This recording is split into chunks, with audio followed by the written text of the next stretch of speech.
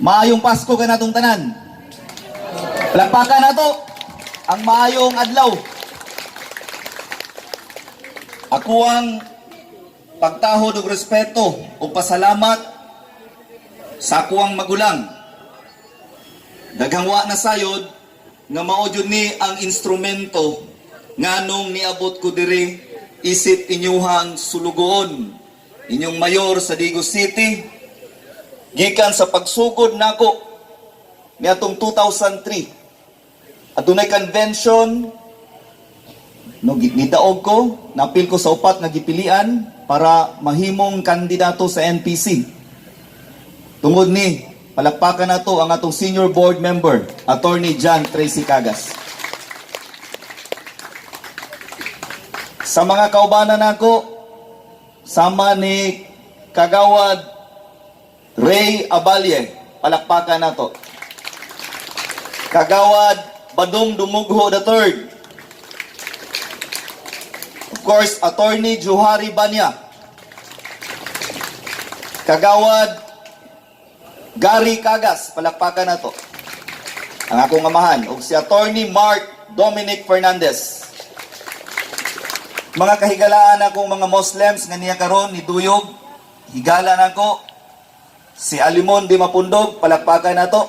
Ug mga Maranaw, ingon man ang Marana ko ning inahan, si Hadja Aisa Nol Jaid, ang atuang Deputy Mayor sa Muslim Affairs diri sa siyudad sa Digos, ug iyahang mga kaubanan yang staff. Mga lideres, no, pasalamatan ako ang atuang unom kakapitan, Barangay Captain, Punong Barangay Season, palakpakan nato. Punong Barangay Pantil, Punong Barangay sa pamay na adre, Rodrigo Rua Rodrigo Abangan, palakpakan nato. Niapod karon diri si Punong Barangay Maning Sakiral,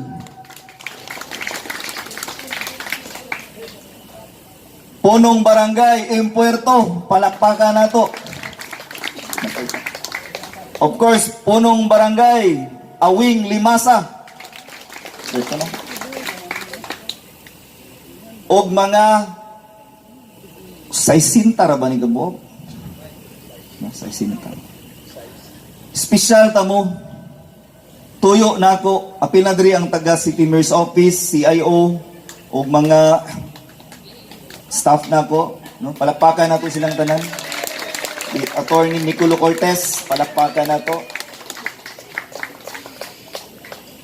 Mga kaigsunan, kaning 23 gipili jud nako ning adlaw para atuang tawagon ning fellowship sa mga kaubanan nako nga diin wala jud ni hunong sa pagtrabaho, pagkugi para mamahimo kong servant leader diri sa atong syudad sa Digos. Pasalamatan ako ang atong spiritual advisor, Father Jojo Codilla. Ang kasaysayan namo ni Father Jojo Codilla, while I was still the Assistant Congressional District Officer, nitong 1998, nagkakauban mi sa opisina ni Congressman Douglas Cagas. Dito, no, nindot ang mga amuang chemistry sa trabaho, daghan kayo ming nabuhat nga mga programa, mga programa na nahimong landmark, nahimong haligi sa mga serbisyo nga gipatuman ni Governor Douglas Cagas kaniadtong congressman pa siya, unya gidapot niya karon nga gobernador na siya. Usa kini ka spiritual leader at the same time, may I say, a political genius. Kauban ni sila ni Brad Dudong, the late Dudong Kumahi, o gingon man ang akong igso, no, si Joitang.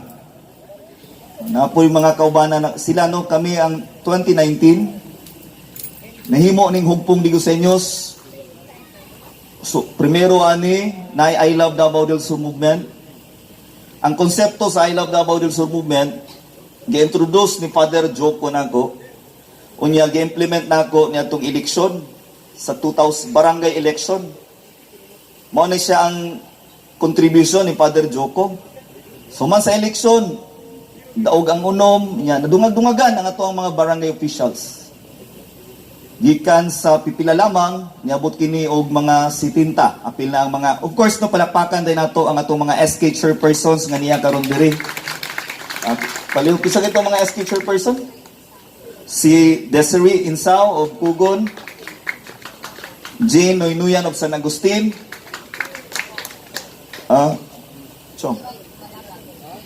Tio, si SK chairperson Tio of Balabag, napaisa. Of Aaron, parintin ako, Rodriguez of Quiagot, palakpakan nato. So, nagpadaghan ta og servant leaders. Kaganihan ingon si Father Joko na kinahanglan mahimugso sa matag usa nato si Jesucristo. Kanang undanon kayo nga mensahe. Din wala man ta nag-aspire to be holy. But again, obligasyon nato ni isip Kristiyano nga mamahimo tang sumusunod sa tong Ginoo na si Jesucristo. Sa dihang nagpakatao pa siya, nagtudlo siya og mga leadership style of Jesus Christ. Diin inspired kini sa konsepto sa servant leadership. Naninguha ko, di man ko perfecto, apan mao jud ni model nako. Tinod lang para masabtan ninyo nga ginahinay na kog wala ang politikanhon kayo nga nature sa gisudlan nato. Gihinahinay na akong tinudanay lang yun, no? With all honesty and sincerity. Para bitaw nga dili ta mahimong insecure. Ngano mang sa akong kaugalingon pod sa dihang gitagaan ko yung 47,368 votes. Tungod ni ninyo, mo nang mapasalamaton ko. Wala. Sa akong pagpangamigo sa uban nato nga mga public servants o elected officials na wala sa tuang kampo kaniadto, dili na tungod kay mahadlok pa kung mapildi ko sunod, kung dili gusto lang jud nako nga usboning konsepto sa politika diri sa syudad sa Digos nga puno og pagdumot, puno og kasuko, kay para sa kuha wala tay maabtang nindot niini. Sige tag celebrate og Christmas December 25.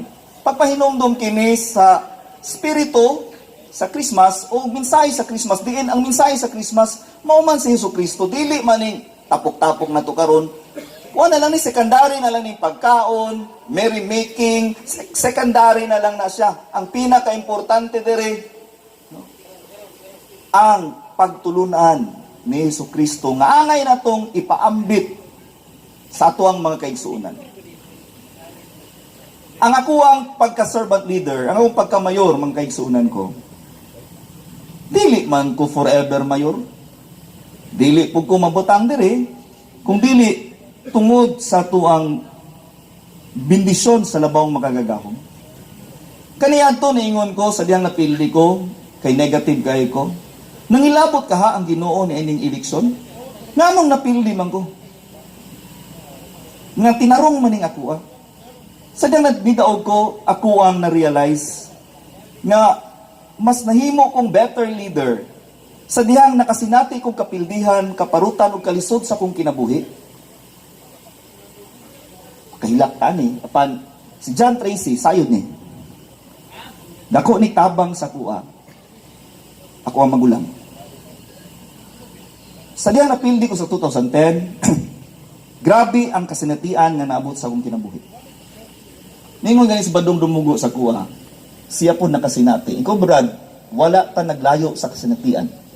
Apan mao ni butanga nga makapaligo nato O karon mingon ko nga isip leader, siguro nagpasalamat ko nga nahimo kong mayor karon 2019 kaysa atong 2010. Klaro pagkasturya kay karon andam na kayo ko nga mahimong instrumento o gani gitugot jud sa atong labawng magagahom ang ako ang kadaugan sa 2019 kay nasayod siya. Siya may nasayod sa tanan nga karong panahona mas daghan kong matabang sa katawhan tungod sa mga kasanatian o sa ako ang mga nakatunan sa panahon gikan sa akong pagpildi, sa akong pagbangon ug unsa ko karon. Makaigsunan ko, nayuban adunay kabalaka. Nanong mga migo man taan ng uban, wala. Dili mo ko pwedeng magpuyo sa kasuko. Kay way mahitabo sa kong kinabuhi ni ana o pipila lamang lumalabay rata dire. Dili ta pwedeng kanabitong mahimong dili ta mo kumpiyansa ana. Wa man ta problema lang lagi na nila gingon ako gaganiha og wala sila dili sila sincero sa ilang pagkihigala kanako o pakikuyog sa atuang panrabaho diha sa serbisyo sa gobyerno. Wala ko'y mahimo, pwede na ko na sila kahadlukan. Nga naman, namantay Ginoo, salig lang tatanan. Maura dyan niya ang mensahe dire. Nung muna mga kaigsunan ko, mga kaubanan na kong mga elected public servants, dipili ta sa katawan para mo serbisyo ta sa tanan o walay pili o kitang tanan mahimong instrumento na unsa may dautan sa politika kaniadto himuon natong matahom kini. Pinaagi sa tinudanay nga panaghigala. I offer my hand of friendship and reconciliation. Sa tanan, mauna akong gibuhat karon. Siguro lisod sabton apan tagain lang ko ninyong higayon. Kay kani akong gipangbuhat karon makapalig-on dili lamang sa pagpangalagad nato dinhi sa syudad sa Digos apan sa atuang grupo. Ako na ning nahimo ni atong 2019. Pinaagi sa pagmugna nato sa hugpong Digosenyos na maximize nato ang atuang strength. Diin nangita tag mga pamaagi kay wala man ta nagtuo nga gamay rata. Apan naghimo tag pamaagi nga kinsa ang atong supporters kinahanglan makabutar jud silang tanan para maihap ang ilang suporta kanato. Tuod man nag-ingon ako ninyo nga katong eleksyon na ang target nato dili moubos og 40,000. Mao manggani napadyo ko'y pamaagi unta adto nga maapil ang pulo apan sa kakulangan og limitasyon namo pulo ka konsehal. Kabalo si Kagawad Jojo Bayron, kabalo si Kagawad Joseph Inhingkong, ug ingon man si Caranzo Alan sa mga plano nato niadtong pangahuna. Apan tungod sa kakulangan mao tong upat ra jud ang nilusot sa mua. Kay na-execute lang to namo siguro posibleng mulusot ang 8.